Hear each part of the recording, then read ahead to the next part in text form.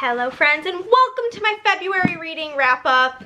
February was like an okay reading month, not my best, not my worst. And you know what? That's okay. We did read 14 books this month, 3 of which I don't have physically because they were via Kindle. And I don't have them. Well, technically I have one of them. You guys will see. But before we get into any of the books, let's start with our stats for the month. I will move over so we can insert our statistics. I did read 14 books this month. The average time to read, we ignore that because I don't put in the actual dates on Storygraph. So I did read 14 books this month, which equaled 5,050 pages. Then we will go into our moods. We read 8 books that are classified as emotional, 6 funny, 5 mysterious, 4 tense, 4 dark, 3 lighthearted, 3 hopeful, and 1 sad. I read 50% medium-paced books, 36% fast-paced books, and 7% slow-paced. And 71% of the books I read were your average 300 to 500 pages. 14% were both over 500 and under 300. I read all fiction, and then as far as genres, we had 7 romance, 6 contemporary and thriller, 3 mystery, 2 YA, 2 horror, and 1 classified as sports. And then my average rating for the month was a 4.07, which is actually kind of shocking to me. But with that being said, we are going to run through all of the books that I read. Okay, here is the first book that I read. This book, it was in the Reading Blue Books vlog with Archer's Voice and Indigo Ridge from last month, but I did start the month with The Perfect Ruin by Shanora Williams. This book is about our main character, Ivy, and she has gone through some sort of tragedy. You don't know what it is in the beginning of the book. You suspect things. It was pretty easy to figure out, in my opinion, but as you go through the book, you find out that there is a woman named Lola Maxwell that Ivy completely blames for her life being ruined. And she sets herself off on this plan to ruin Lola's life as Lola ruined hers. To do this, she infiltrates her life in every way possible until she can get revenge. It's a story about revenge. It is a book with horrible people doing horrible things. I don't love the unlikable character trope, which you will see again in this video, but I did like enough about this book that I did give it 4 stars and I quite enjoyed it. Then I read Book Club, which was the Rom-Commers by Catherine Center. This is my second Catherine Center book. This is just such a beautiful copy. This is about our main character, Emma. I think I have multiple Emmas and Emilys and Emmys in this month, but that's crazy. So it's about our main character, Emma, and Emma has always wanted to be a screenwriter, and her agent calls her and is like, hey, I have this opportunity for you to work with Charlie. Charlie Yates is like her favorite like screenwriter ever. He doesn't write rom-coms, but he is being tasked with writing a rom-com and could really use Emma's help with writing it. Would she be interested? She would have to fly to California. Her dad has experienced a traumatic brain injury and she takes care of him. So it's a really big like push and pull situation where like she doesn't want to leave her dad with her sister and have her sister give up things to take care of him. But her sister is like, you've given up so much. Like, yes, I will take care of him, absolutely. So she goes to California to help Charlie, but Charlie didn't ask for her help. He doesn't want her help and he is an asshat. Due to Charlie being horrible for pretty much the whole book, I'm a grudge holder, I will admit, and he was really mean to her. A lot in the book is him making her feel horrible about herself, feeling not good enough, feeling like she's bad at everything, and that's like borderline unforgivable to me because I don't know, maybe that's personal traumas with that, but that really bothered me. However, I absolutely loved the family, the discovering of herself. There were so many good parts of this book that I still did give it 4 stars. There is a full spoiler-filled reading vlog for this video up. And yeah, if you want to join book club, it is down below. For March, we are reading First Time Caller by B.K. Borison. Then I started working on a Then I started a video that was completing series I was in the middle of, not continuing, finishing them off. And so I read on my Kindle, bada bada boom, Dear Hannah by Zoya Stage. And this is book 2 in the Baby Teeth duology. I'm not going to go into much detail on these, what are they called? Series finales, because I don't want to spoil anything, but this is about Hannah, the main character of Baby Teeth, but as an adult. She is now a phlebotomist, she is married, she has a stepdaughter, and she is still crazy. I did end up giving the book 3 stars. There were some things about it that I found annoying, kind of like the same sort of annoying stuff that I found about Baby Teeth, but overall, I thought it was good. I enjoyed the duology, and I would overall recommend it. Then I read, this was not in the video, this was because my sister read Ask for Andrea by Noelle Illy and was like, hey, did you read the bonus chapter? And I'm like, no, what do you mean? And she sent it to me. And there's this bonus chapter of the book, it's its own separate thing on Goodreads called The River by Noelle Illy, and this is kind of like a conclusion story for one of the characters that their story didn't have like any sort of satisfying conclusion. I didn't feel like it needed to happen, but I loved it nonetheless. It brought me to tears, it gave me chills within the entire 15 pages that it was, and I gave it 5 stars. Then I read my first 5-star of the month, and that is Bad Blood by Jennifer Lynn Barnes, followed by 12. I read it on my Kindle, but 12 is also included in the back of Bad Blood. Bad Blood's not this long, it just happens to have the little novella at the end right here. Like this whole chunk here is the novella. So I did read Bad Blood. Bad Blood is the final installment in the Naturals series. If you have not heard yet, the Naturals is basically Criminal Minds but teenagers. We have our set of characters. We have got Cassie, she is a profiler, as well as Michael, who's also a profiler, or no. Cassie and Dean are profilers. Michael is able to read emotions. Leah is like a human lie detector, and Sloane is like the Spencer Reid statistics eidetic memory character. They all work for the FBI, and this is where the story comes to a conclusion, and I literally can't say anything else. But 5 stars, love this series, highly recommend. And then I did read 12, which is like a few years later, and it's just like a little saying hi to an old friend. And I did give 12 4 stars. I will admit it is probably like arguably a 3-star read, but I was just happy for any more pages with these characters, and I would just love for Miss Jennifer Lynn Barnes to keep writing little novellas so I can say hi to my friends because I love them. So that was also in the completing series video. And then the final book in the completing series video was Things We Left Behind by Lucy Score. This is the final book in the Knock 'Em Out series, and I gave this book 3 stars. Everybody loves this book, and this is everybody's favorite book, but in my opinion, it was my least favorite. This is Sloane and Lucian's book, and they are enemies to lovers. You find out that they dated in high school, and then something happened where Sloane broke Lucian's trust, and due to that, he like hates her, basically. I thought it was pretty easy to figure out what happened. Like, that wasn't shocking to me. I don't know if it was supposed to be shocking. And I just kind of felt like, grow the fuck up. Like, I can get why when you were young, you were upset that she broke your trust. But, like, you're in your late 30s now. You should be able to, like, look at that retrospectively and be able to, like, tell that though it hurt your feelings and it broke your trust, she did what was best for you. And at the end of the day, her actions were in your benefit. And they called him Suit Daddy throughout the book, and I just thought that was so fucking corny. So corny. I'm sorry, I'm not yucking your yum. If you love Suit Daddies, more power to you. I do not. But that was the last book that I read for that finishing series video.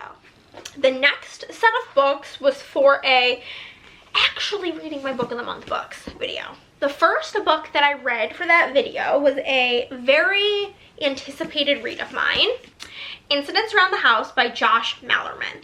This book is about our main girl, Bella. The book is told from the point of view of a child. I don't think it says the name. Age, yeah. This is told in the point of view of the child. The way it is written is very interesting. It looks almost like a transcript. Like, anything indented is text. There's no, like, quotes around it. But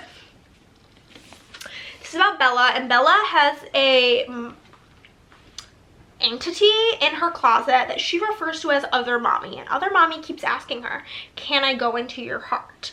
And Bella keeps telling her no. and her parents have kind of like a rocky relationship. There were these like really long monologues where like Bella would be like, I'm not sleeping, but Dado, also she called her dad Dado, which was very odd. Dado thinks I'm asleep. I'm not asleep. And then Dado says, and it's like these long, like weird ramblings, and like it's almost like they're in a confessional with a priest talking about all their wrongdoings to their sleeping daughter. I don't know, that part was very odd. And I did give this 4 stars. I thought it was really spooky, really good. But in a ghost story like this, there is like a certain thing that I want to happen that did not happen in this. If it would have happened, I probably would have given it a 5, but it did not, so it had to be a 4. Then I followed this up with another 5-star read, and that is P.S. I Hate You by Lauren Connolly. I love a sad book, and this book was so sad. If grief is a topic you can't handle, or grief is like very triggering for you, don't read this right now, because grief is a main topic. But in this book, we have Maddie, and Maddie's brother Josh just passed away from cancer. You know that from the beginning. The first chapter is at his funeral. Josh left letters for everybody. His best friend Dom is the executor of the will, and he is handing out these letters. He's handing them out. Maddie's like, where's mine? And Dom's like, here's the thing. This letter is addressed to both of us. And she's like, what the hell? What the hell? So they open it, and basically Josh has, it's like a big manila folder, and in the folder is a bunch of letters with different like states on them. And in the main letter, Josh basically tells them that, hey, because backstory, Josh was like a photographer, and he traveled all over the world. He loved to travel. That was like his thing. He's like, these are the states that I never got a chance to get to, and I want you guys to do this final thing for me. I need you to go to these states, and whenever you get there, go to certain like coordinates that are written on the envelope, and then open the envelope and do whatever it says and spread my ashes in these states. Like, that's my final wish. And oh my god, it like just made me cry. And so there's a shared bed situation, and it's her brother matchmaking from the grave. It deals a lot with like healing toxic parents. Her mom is horrible. Her grandmother is horrible. And a lot of healing is done for both Maddie and Dom in regard to Josh passing away. And it was just like, it's giving me chills thinking about it. I loved this book. Then we read Bye Baby by Carola Lovering, and this book is being rehomed. This one is not going to live on my shelves, unfortunately. I did give it 3 stars, which is grounds for a book to stay. I do keep any books on my shelves that are 3-star or higher, because anything a 3 or higher is a book I would recommend. But I do have a friend, Emily, that this book is so up her alley that I have to send it to her, because I think she will love it more than me. And so this book is called Bye Baby, and it is about our 2 characters, Billy and Cassie, and they are best friends. They have been for a while, but they've started to grow apart since Cassie had a baby and has become friends with like an elite group of people and is trying to be an influencer, and she's kind of pushing Billy out of her life. And you know this from the beginning. Basically, one night Billy kidnaps Cassie's daughter. She just takes her. And the whole first half of this book is like, well, the prologue is her right after she takes the baby, and then we get into part 1, and it's like Billy, August 24th, 50 days before, and you go all the way down to the night that it happened, and then part 2 is like however many days after. And throughout this, there are chapters that are the past of their childhood, of when they became friends. Billy had a really rough upbringing with very horrible things happening to her, and you learn about how they're kind of trauma bonded together and things that they've gone through. And everybody in this book is so unlikable. You hate every single character. They're all horrible, all awful, hate them all. And it gives very like rich people getting away with shit energy. And yeah, I think Emily will eat it up because she loves an unlikable character trope, but for me it was fine. I'm glad I read it, but I'm probably not going to really ever think of it again. Then we had our final 5-star of the month, and this is just for the summer. This is in a video that was recently uploaded where I read popular romance authors. This is the 3rd installment and final installment, I believe, in the Part of Your World series by Abby Jimenez. The first book was Part of Your World, which I gave 4 stars, and the second book is Yours Truly, which I gave 5 5 stars, but that's more like a 10-star read. It's one of my like favorite books of all time. And then we have Just for the Summer, which was another 5-star read. So good. This is about Emma and Justin, and basically they meet on Reddit because they both have this curse of whenever somebody breaks up with them, that person then goes to find the love of their life. And so they think that maybe dating each other could help break the curse. Emma comes from a very toxic family relationship, and her bestie pal, I forget her friend's name. What is her name? I feel like it starts with a B for some reason. Maddie. It's an M. Her best friend Maddie and her are both travel nurses, and they end up going to wherever Justin lives. They're staying on this like little cabin on an island that you have to take a pontoon boat to get there, but this deals a lot with mental health. There's this big sentiment throughout the book, 2 things. One, that if you can choose between anger and empathy, always choose empathy. And then another like big thing that really struck a chord with me is Emma deals a lot with like mental health stuff. I don't even really know how to like pinpoint it, but one thing that she is talked about a lot is that she gets small, and it's something I feel like I can really relate to, where whenever she's going through some sort of emotional or mental turmoil, she gets really small. She goes within herself, blocks everybody out, and just becomes as small as possible so that like and lets the world pass her by. And it was something that like really struck a chord with me, had me like on the verge of tears many times, and it was just so good. Highly recommend the whole series, but they're all good. They're all good. And you got little cameos, which was fun, you know, the whole shebang. Then I read Done and Dusted by Lila Sage. I did give this book 4 stars. This is about our main character, Emmy, Clementine, who goes by Emmy. So we had 2 Emmas and an Emmy. Craziness. This is about Emmy, and she is like a barrel racer, and she basically is giving up her job and everything, and she just drives back home to Wyoming, doesn't say anything to her family. She's just like, I'm here now. And you're trying to figure out what happened as to why she gave it all up, what's going on. And in comes Luke Brooks, her brother's best friend. It's the brother's best friend trope, and they hit it off. It is a cute little cowboy yeehaw romance. It's my first yeehaw romance. And I will say, as somebody who does not like spice, I'm not a spicy girl. I'm not into it. It's not for me. The spice in this was something else. It was something else. I wasn't a fan of that, but I loved everything else about the story, so 5 stars. Or not 5 stars, so 4 stars. I think I will give the 3rd book possibly 5 stars because her friend Teddy is hilarious. I love her, and Teddy is the main character of the 3rd book, but I gotta get through the 2nd book to get to the 3rd book. But overall, I really enjoyed it. And then the final book for that video was Not in Love by Allie Hazelwood. And this was kind of like a make it or break it for Allie for me, because I read Check and Mate, gave it 5 stars, loved it. Then I read The Love Hypothesis and thought it was like whatever, like a 2.5, 3 star.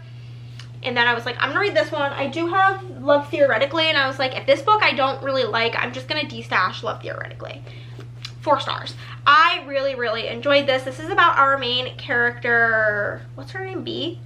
Yeah, it's our main character, B. She's super cool. She's got purple hair and tattoos and piercings, and she is working for, she gets like her dream come true job to go work at NASA. The only issue is she's going to be working under one of her arch enemies, or she's going to be a co-lead with one of her arch enemies, Levi, and she's been under the impression that he's hated her since college, and everything's going wrong. Her equipment is missing. People are not cluing her in on emails and so on and so forth, and she blames it all on him.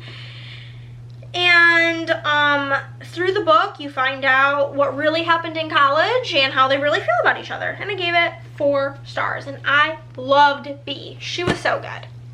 Then the last book I read this month, because this book took me so long to read, is Saving Six, the 3rd book in the Boys of Tommen series. These books are so incredibly long. This book like doesn't look long. This is like 480 pages, but this is like the floppy US version. If you look at the other versions, it's like a 700-page book, and that feels more correct because the text in this is microscopic. But this is the 3rd book in the Boys of Tommen series. This is about Joey, who the first 2 books are about Shannon and Johnny, and this is about Joey, Shannon's brother, and his love interest. Her name is Aoife, and it is the majority of this book takes place before Binding 13 even starts, which was a really interesting thing to get into, because like there were a lot of things in Binding 13 that were very like on the edge of your seat, but in this, like, I already know how it all ends. So it's kind of interesting to read something already like knowing the outcome, since this all happens beforehand. But Joey struggles really hard with addiction, and he comes from a very abusive household. Check your trigger warnings. And he's been spending his life picking up the pieces, being the punching bag for his dad, and he finds himself turning to drugs to escape the turmoil in his head. He gets a job as a mechanic for Aoife's dad, and she is very forward that she wants to be with him and that they are friends, whether he likes it or not. And then they become friends, and then possibly more than friends. I will say I do have slight qualms with like, I know teenagers have sex. I had sex when I was a teenager, but as like a 29-year-old, almost 30-year-old, it's awkward. And they are, I think, 18 by the time they do have sex, but like, it's awkward to read about high schoolers having sex. But I did give it 4 stars because these books are too fucking long. I am not in the camp that I'd read a million more pages. I think they could be cut in half. But that is everything. Those are the books I read this month. Let me know if you've read them, what you think. We'll see you in the next one. Bye.